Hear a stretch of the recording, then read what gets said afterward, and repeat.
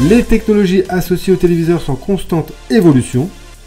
Les plus anciennes telles que l'écran plasma ou les LCD sont peu à peu remplacées par l'ultra haute définition, les écrans OLED ou le rétroéclairage dit quantum dot. Si la 3D n'a pas connu le succès escompté et équipée de moins en moins de télévisions, la Smart TV, la télé connectée, n'a au contraire cessé de se développer. Présente sur la majorité des téléviseurs, elle permet entre autres de naviguer sur Internet et d'accéder à la vidéo à la demande.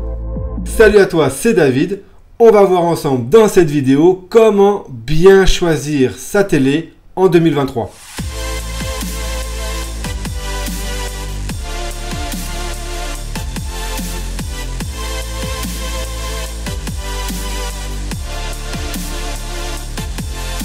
Et tout d'abord, pour commencer, on va déterminer ensemble les meilleurs critères pour bien choisir une télévision.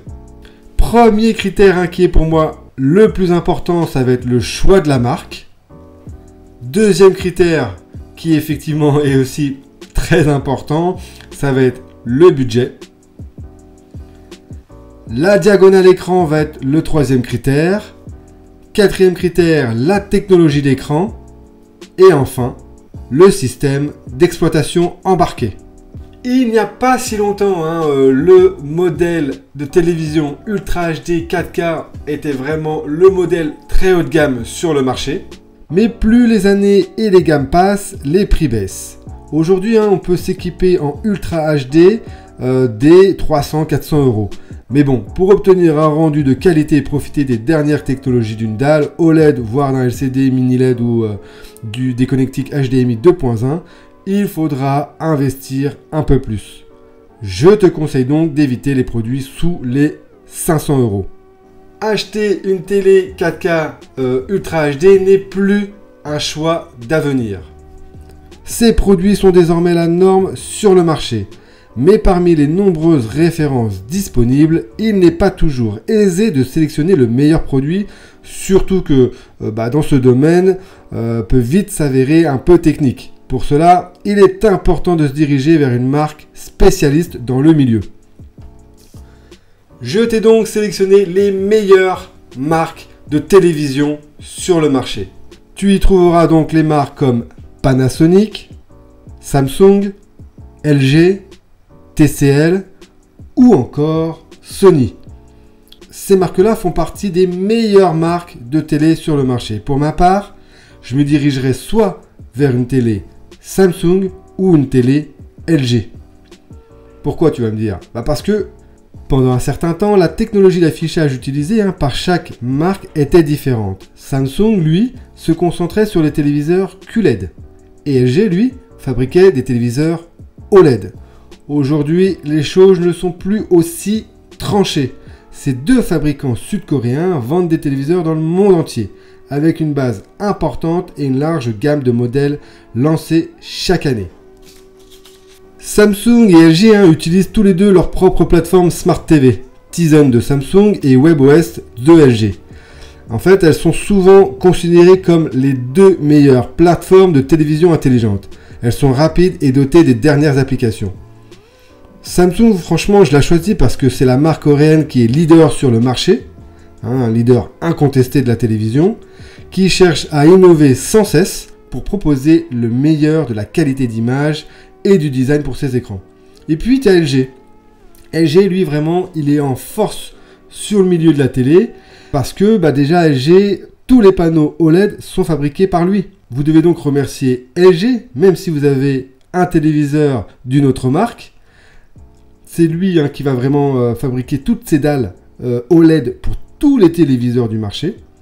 Le QLED, quant à lui, est une technologie propriétaire développée par Samsung. Et tu le vois, ces deux marques-là sont aussi des constructeurs importants sur le marché et fournisseurs de dalles pour une grande majorité de marques présentes sur le marché. Le budget sera forcément un critère ultra important dans le choix de ta télé.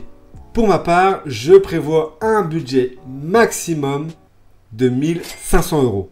Troisième critère super important, ça va être la diagonale d'écran. Évidemment, on choisit d'abord son téléviseur en fonction de l'espace dont on dispose. Néanmoins, sachez que la définition d'image est à considérer en relation à la taille de la télé. En effet, un modèle de 43 pouces n'a pas vraiment besoin de 4K. La Full HD lui suffira très bien. C'est au-delà de cette taille que l'ultra haute définition sera utile. À l'heure où les spectateurs optent pour des écrans de plus en plus grands, il est légitime de se poser la question du recul.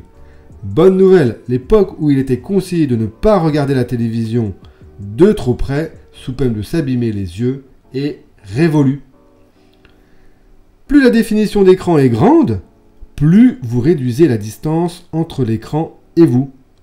Contrairement à ce que l'on pourrait croire, une télé 4K UHD, donc ultra haute définition, est plus adaptée à un visionnage de près qu'une télé Full HD de la même taille. Voici les diagonales d'écran que l'on peut trouver sur le marché, qui sont plutôt sympas et cohérentes dans un salon de 15-20 mètres carrés minimum. Tu as donc du 50 pouces, ce qui représente une longueur de 127 voire 130 cm, du 55 pouces, une longueur de 139 voire 140 cm, 65 pouces, là on va sur du 160-165 cm de longueur, et puis après on augmente le 70 pouces. Pour ma part, je prévois une diagonale d'écran en 55 voire 65 pouces, avec une qualité d'écran en 4K Ultra HD. Quatrième critère, on l'a vu tout à l'heure, la technologie d'écran. Le marché des téléviseurs offre différentes technologies d'écran adaptées aux besoins de chacun. On y trouve la LED, qui est utilisée dans le système de rétroéclairage à l'aide de diodes. Le mini LED, qui utilise des diodes plus petites et plus nombreuses. L'OLED, ce qu'on trouve vraiment un peu partout dans le marché, qui contrôle chaque diode individuellement. Et le QLED, donc développé par Samsung, qui utilise des diodes plus fines pour une image plus précise.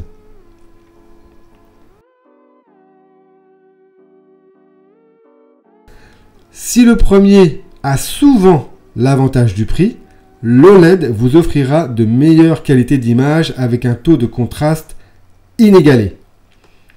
On y retrouve des couleurs vives, des angles de vision très larges et des designs beaucoup plus fins. Toutefois, les dalles LCD ne sont pas sujettes aux brûlures d'écran, mais sont moins contrastées. Elles offrent des angles de vision moins larges et présentent souvent des défauts. Donc franchement, le LCD, c'est un peu à bannir. Le QLED est une appellation commerciale de Samsung et ses partenaires, notamment TCL, pour ses téléviseurs à technologie Quantum Dots. Celle-ci souffre des mêmes défauts que les LCD classiques, mais offre des couleurs riches et une luminosité supérieure à celle des OLED, grâce à des filtres placés entre le rétroéclairage et la dalle de la télé. On en trouve aussi chez d'autres marques, notamment chez Sony sous l'appellation Triluminos ou encore chez LG sous l'appellation NanoCell. Donc les OLED, elles sont vraiment connues pour leur couleur vive, leur niveau de noir profond et leur faible luminosité. Les téléviseurs bénéficiant de la technologie OLED offrent un angle de vision incomparable, un véritable atout pour les familles nombreuses ou les salons au canapé décentré. Pour info, tous les panneaux OLED sont fabriqués par LG, je le répète. Dernièrement, pas mal de constructeurs proposent des écrans mini LED. Il s'agit de LCD classiques, dotés de minuscules LED répartis sur de très nombreuses zones de la télé. Ce qui permet en fait de gérer plus finement le rétroéclairage en fonction des images affichées. Concrètement, cela se traduit par de meilleurs taux de contraste et une réduction de certains défauts d'image. Proche de l'OLED, mais encore inférieur, les mini LED sont vendus à des prix similaires. La luminosité est exprimée en candela par mètre carré. Ça indique en fait l'intensité lumineuse du téléviseur. Plus cette donnée est élevée, et plus l'image sera visible, même en plein jour. paradoxalement, la luminosité aide surtout à bien voir les teintes sombres, car tous les espaces colorés se distinguent toujours en pleine lumière, tandis que les noirs disparaissent totalement et se chargent de reflets. Un petit point donc à ne pas négliger dans le choix de ta télé. Mais attention, la dalle ne fait pas tout. Il est important que le téléviseur ait de bons traitements d'image. Le HDR s'avérera très utile, mais son efficacité est liée en bonne partie au pic de luminosité que l'écran peut délivrer. Plus il est élevé, mieux c'est. Veillez également à prendre un écran supportant de plus le format HDR possible. Les principaux sont le HDR10, supporté par toutes les télés HDR. Tu y retrouves également le HDR10+, et le Dolby Vision. Pour ma part, j'opterais pour un écran OLED, avec une technologie embarquée avec de l'HDR, voire du 10+. Si le téléviseur propose le Dolby Vision, forcément, ça sera un plus. En ce qui concerne le son de la télé, bien que les constructeurs fassent de nombreux efforts dans ce domaine-là, le son produit par la télé n'égalera jamais celui d'un home cinéma. Nous voyons toutefois une évolution sur la qualité sonore sur le téléviseur. Certains intègrent directement une barre de son et de plus en plus de formats audio, dont le Dolby Atmos. Le Dolby Atmos, c'est quoi? C'est une technologie qui a fait ses preuves et qui offre une vraie spatialisation du son. En plus du téléviseur, je compte bien investir dans une barre de son. J'en ai d'ailleurs fait une vidéo, tu iras voir justement dessus, ça va expliquer un petit peu comment ajouter un peu plus de profondeur dans le son et une meilleure spatialisation du son. Donc je te mets le lien à la fin de la vidéo et dans la description. Cinquième critère, ce qui va être super important, ça va être aussi le système d'exploitation embarqué dans ta télé. Côté système d'exploitation, le logiciel qui rend le téléviseur intelligent permet de naviguer dans les menus et de télécharger des applications comme sur un smartphone. Je te conseille de privilégier Android TV ou Google TV. Cela parce que le magasin d'applications est le plus large du marché. L'ergonomie est éprouvée et la compatibilité sur les smartphones est super large. Donc petit récap de mes critères. Je veux une télé OLED de la marque Samsung voire LG à moins de 1500 €, en 4K Ultra HD, avec une diagonale de 55 pouces. Avec tous ces critères, voici donc les 3 meilleures télés sur le marché.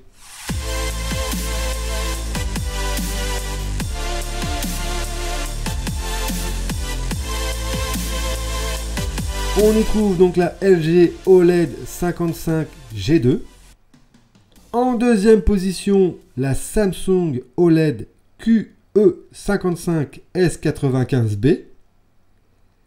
Et pour terminer ce trio de tête, la LG OLED 55 CS. Donc nous voilà sur le site Boulanger, qui est un site référence qu'on connaît tous.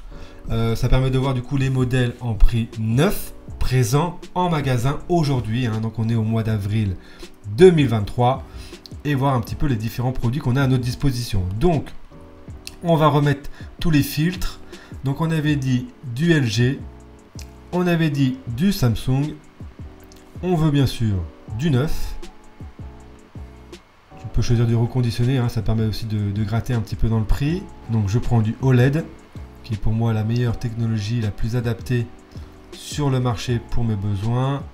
Donc technologie OLED, application forcément, ça m'intéresse pas trop. Le design, je m'en tape. Un son, on va voir ce qu'il va me proposer, mais tu vois, un Dolby Vision, Dolby Atmos, ok. J'aime bien choisir ça parce que je veux que ça soit Boulanger et pas des autres vendeurs là. Ok, et au niveau du prix, on a dit 1500 max. Validé. Allez, qu'est-ce qu'il va me trouver? Et petite chose, on va les trier par prix décroissant. Tac. Voilà. Alors, on va donc choisir le modèle G2, qui est le modèle haut de gamme de chez LG. On va choisir le modèle Samsung, qui va être son principal rival, donc le 95B. Et là, je te parle pas de soutif. What a jerk.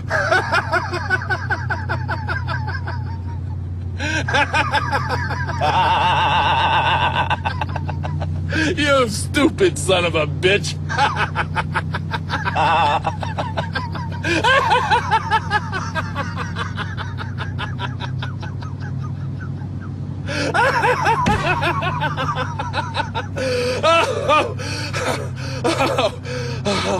Et donc pour clore ce trio de têtes, on va aller choisir un modèle bon marché, on va dire, hein, entre guillemets, qui est donc à 1090 €, qui sera donc le LG 55 CS. Allez, on va comparer tout ça. Voici notre trio de tête, nos 3 meilleures télés sur le marché par rapport à tous les critères que je t'ai énoncés juste avant. On va donc descendre toutes les caractéristiques techniques et les comparer les unes entre les autres pour justement voir quel modèle se distingue. Au niveau de l'écran et de l'image, ce qui va être le super important, hein, ce qu'on va regarder vraiment en premier, on voit qu'on a une taille d'écran qui est plutôt similaire, allez, 1 cm plus petit pour le Samsung. Honnêtement, ça reste identique, hein, il n'y a pas vraiment de grosses différences. Technologie OLED, hein, comme on l'a choisi, une résolution qui est identique sur tous les modèles, une définition 4K qui est identique à tous les modèles, fréquence d'affichage 100 Hz, on va jusqu'à du 120 Hz, bon là jusque là ça reste identique. Processeur, bon, propre à chaque téléviseur.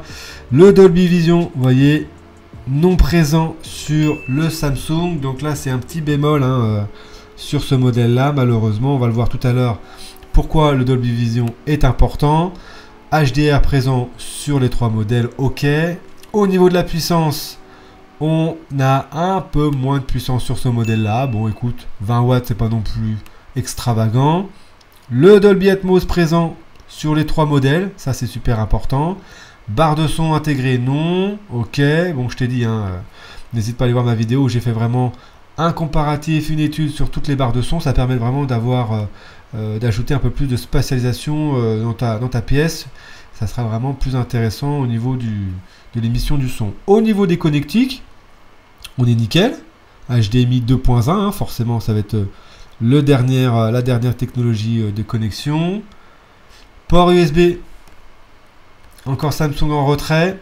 2 ports USB par rapport à 3 aux autres. Bon, est-ce que c'est très important? Moi je trouve pas, hein, parce que qu'est-ce que tu mets en USB sur ta télé, hein, le plus important ça va être vraiment l'HDMI, hein.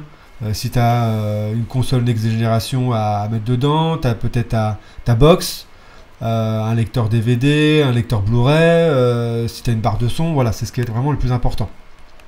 Port USB, bon, un petit plus, on va dire. Caractéristiques audio, on est nickel partout. Le Bluetooth, ok, HDMI ARC, ok. Au niveau des connectivités, Wi-Fi, compatible AirPlay 2 partout, assistants vocaux, ok, pas de Chromecast. Le système d'exploitation, ben, c'est ce que je t'expliquais tout à l'heure, hein. Chacun a son propre système d'exploitation, son propre système de navigation. Donc Tizen pour Samsung, WebOS pour LG. Au niveau des applications disponibles justement sur la Smart TV, on voit que il y en a un peu plus sur ce premier modèle là.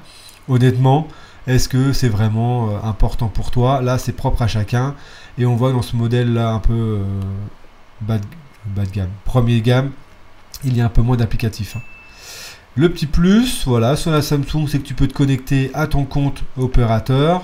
Bon, un petit plus. Ici, au niveau de la réception, tout est ISO, hein, tout est égal aux 3 modèles, si ce n'est ce double tuner. Donc, je vais t'expliquer juste après pourquoi ça peut être important. Côté gaming, identique partout. Confort d'utilisation, là, ça peut avoir son importance. Donc, pas de pied pour ce modèle-là. Donc, ça veut dire que tu es obligé de l'accrocher au mur. Ah ouais, moi qui n'ai pas envie de faire des trous dans le mur, tu vois, ça peut être un choix de sélection. Sinon, tu as un pied central. Donc, pied central, ça veut dire que ça peut être embêtant si tu mets une barre de son, tu vois. Moi qui ai aussi le projet d'investir dans une barre de son, à voir si ça peut pas encombrer cette installation-là. Ok, donc type de télécommande, on s'en fiche un petit peu, hein, à toi de voir si c'est important pour toi. Au niveau des dimensions et du poids, identique, hein, 122 de longueur, 69-70 de hauteur, et en profondeur tu vois que la LG est vraiment plus fine, 2,8, quand même 1 cm de moins que la Samsung, donc c'est quand même incroyable. Et pourtant Ah ouais, non, la Samsung est beaucoup plus légère, ouais. Quand même. Tu vois, elle fait 1 cm de plus en profondeur, mais elle est plus légère.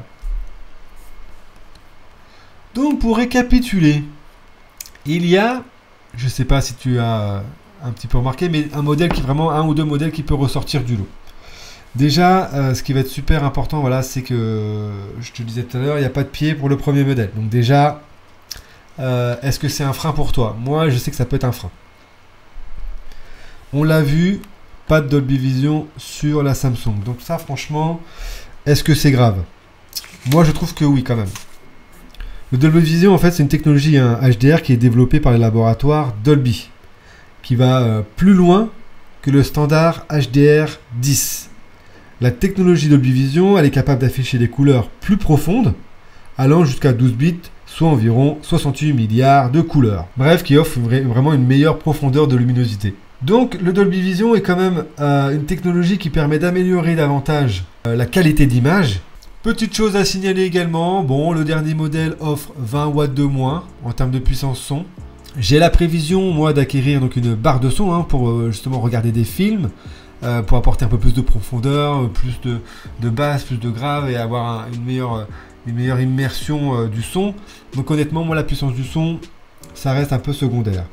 Deuxième chose qui va être important aussi, qu'on a noté, c'est que sur la Samsung, il y a un port USB en moins. Bon, voilà, à noter. La différence aussi, ça va être sur les applications, sur les Smart TV. Il y en a un petit peu moins sur la Samsung que sur la première LG. Bon, pareil, c'est un petit moins. Voilà, que la Samsung peut avoir par rapport au premier modèle LG.